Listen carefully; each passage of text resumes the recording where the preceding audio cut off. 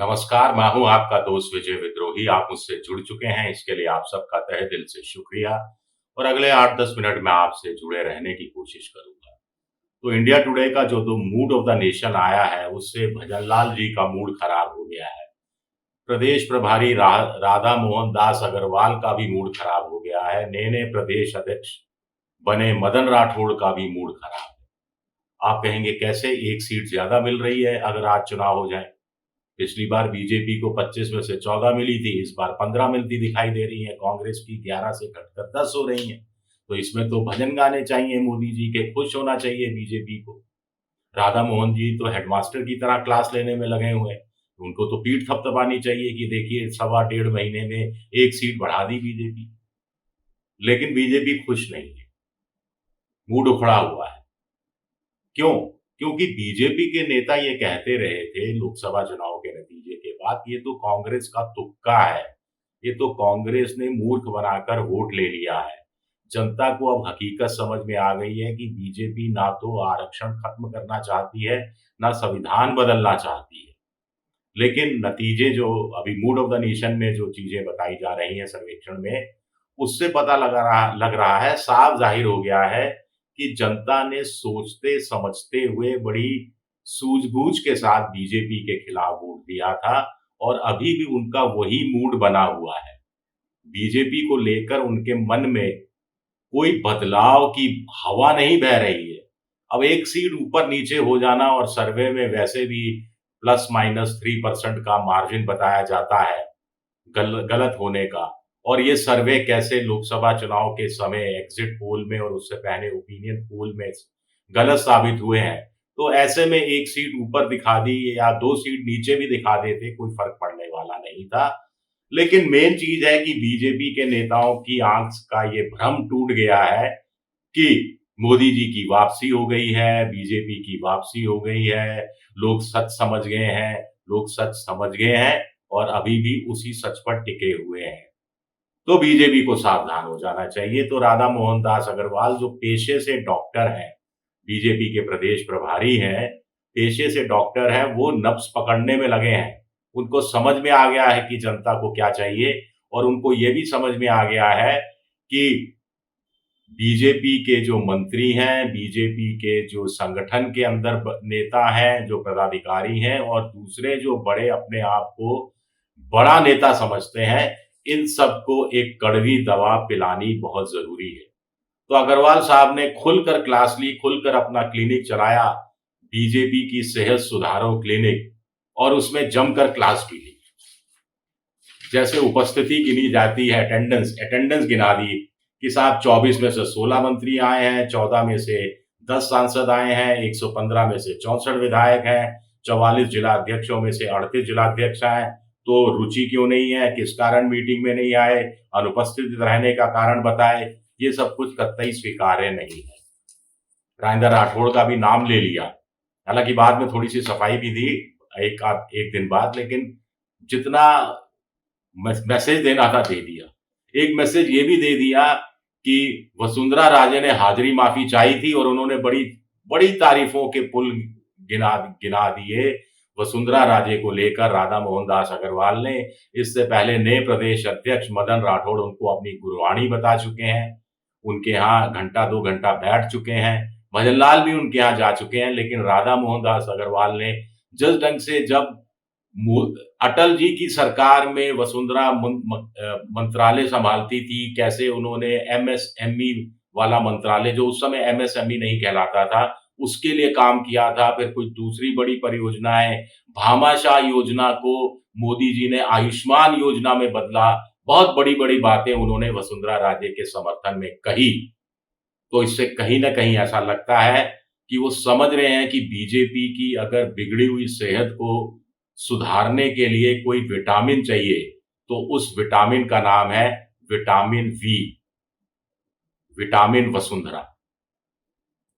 और कुछ ऑपरेशन छोटे-मोटे करने हैं, तो उसमें उनकी नज़र में, अब मैं नाम नहीं लेना चाहता, एक नेता का नाम आ गया, तो क्या उस नेता का ऑपरेशन होना है?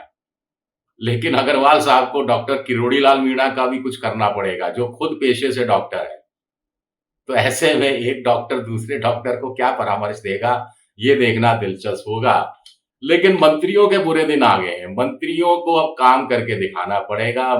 मौज नहीं ले सकते लाल बत्ती की, बंगले की, और जब तक सूरज चांद रहेगा, मंत्री जी का नाम रहेगा, ये सब नहीं चलेगा।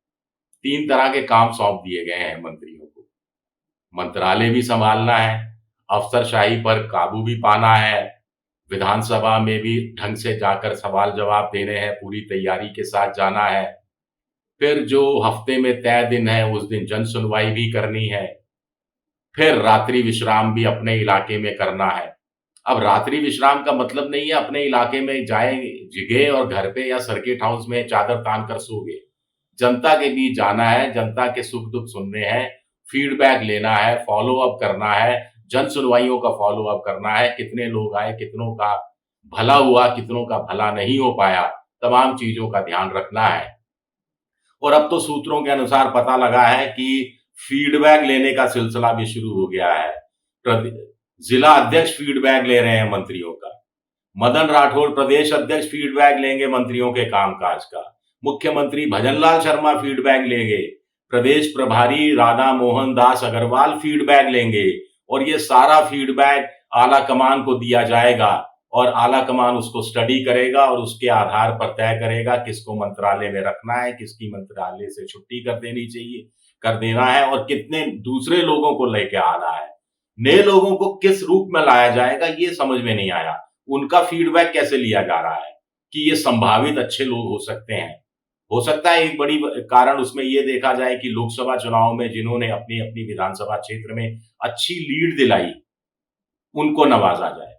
तो 10 तरह का एक सूत्रों के अनुसार एक लिस्ट सी बनी है जो जिस पर मंत्रियों की परख होनी है। एक-एक लाइन में गिना देता हूं मैं कि मंत्री जी अपने कामकाज में कितनी रुचि दिखा रहे हैं, मंत्रालय संभालने में, सचिवालय कब-कब जाते हैं, कितना-कितना समय देते हैं, विधानसभा सत्र के दौरान उनकी भूमिका क्या रहती है, जन सुनवाई जो करते हैं मंत्री जी, कितने लोग आते हैं, कितनों के वो जो के साथ इंसाफ करते हैं, कितनी शिकायतों का निवारण करते हैं, लोग कितने संतुष्ट होकर घर वापस जाते हैं। रात्रि विश्राम के समय रवैया क्या रहता है, जनता से बात करने का सलीका क्या रहता है, कार्यकर्ताओं से किस तरह से मिलते हैं, उनके सही काम किस तरह से पूरे करते हैं, डिजायर ट्रांसफर पोस्टिंग को लेकर उनका रुख क्या रहता है, अपनी जाति के अलावा दूसरी जाति का जो वोटर है, उसके प्रति उनका भाव क्या रहता है।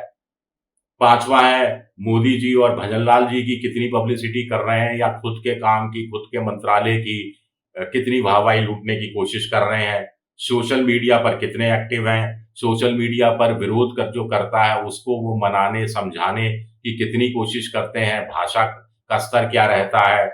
7वां आम जनता के बीच में कितने लोकप्रिय हैं। 8वां जो भजनलाल सरकार की फ्लैगशिप योजनाएँ हैं, जो मोदी सरकार की फ्लैगशिप योजनाएँ हैं, उनको विस्तार देने के लिए क्या-क्या कर रहे हैं, उस पर वो फ़ॉलो अप क्या कर रहे हैं, जैसे प्रधानमंत्री आवास योजना है, आयुष्मान योजना है, फिर हर नल के लिए जल योजना है, मनरेगा में मज़दूरी का मामला है, फसल बीमा योजना है।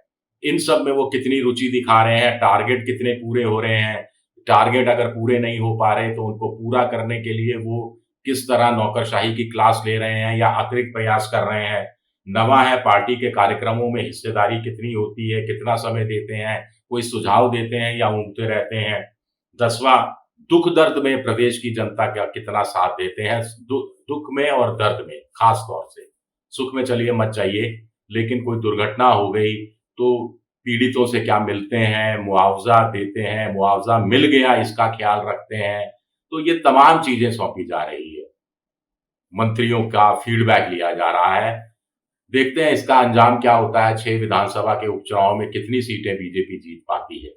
ये पहली अग्नि परीक्षा होगी। शुक्रिया मेरा वीडियो देखने के लिए, पसंद आए तो लाइक कीजिए, सब्सक्राइब कीजिए, शेयर कीजिए। शुक्रिया, बहुत-बहुत शुक्रिया।